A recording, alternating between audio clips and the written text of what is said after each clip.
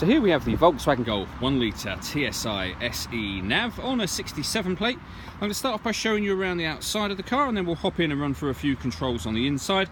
But from the outside you can see it's a 5-door car with alloy wheels.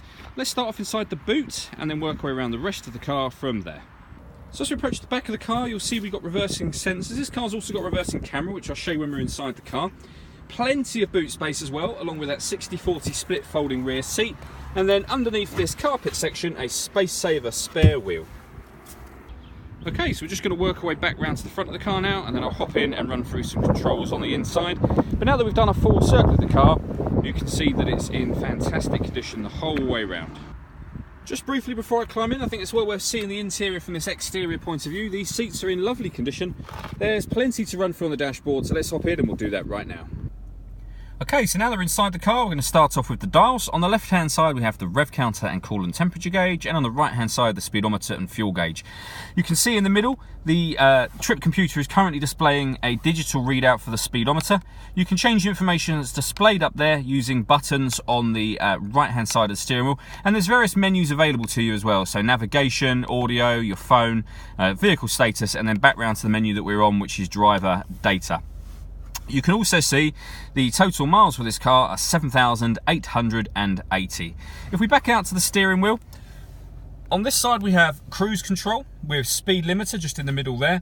That basically, this button here will keep a distance between you and the car in front. So if the car in front slows down from say 50 to 40, this car will also slow down to 40 when the cruise control is activated. It will then speed you back up again to whatever speed you had originally set the cruise control at, assuming the car in front speeds up. This will help limit or change the distance between you and the car in front.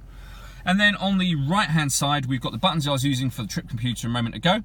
Stereo controls and voice activation for the phone. So if you hit that button, ask it to dial anyone in your contacts list, it'll do that for you without you having to take your phone from your bag or pocket. That is of course once you pair the phone, and that is done over on the central screen just here. So this is all touchscreen. You have a few option buttons down the right and left hand sides, but essentially once you're into the system it is completely touchscreen. So you can see first of all with the radio, we've got DAB digital radio, FM and AM as well. And in terms of other ways of listening to music, this car's also got a CD player, 2 SD memory card slots, a USB input, auxiliary input, and Bluetooth audio. So once you've paired up your phone, not only can you make and receive phone calls, but you can stream music wirelessly via Bluetooth audio as well. And then it has wireless capability on top of that. You can pair your phone from here, just hit that button and follow the instructions on screen. We have satellite navigation up in the top right hand corner. There's a full video showing how that works on our website and on our Facebook page. It's well worth checking those out if you want to know more about that. I did mention when we were at the back of the car that we had a reversing camera. So if I pop the car into reverse, firstly on the left hand side you'll see a bird's eye view sort of image of a car. That's so that it's going to give you a visual guideline parking sensor wise.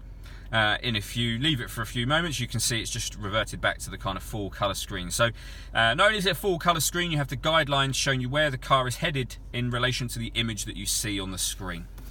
Working our way down, we've got the air conditioning. So temperature is adjustable on this side, fan speed in the middle, direction of the air over here, and then turn the air conditioning on and back off again with that button there.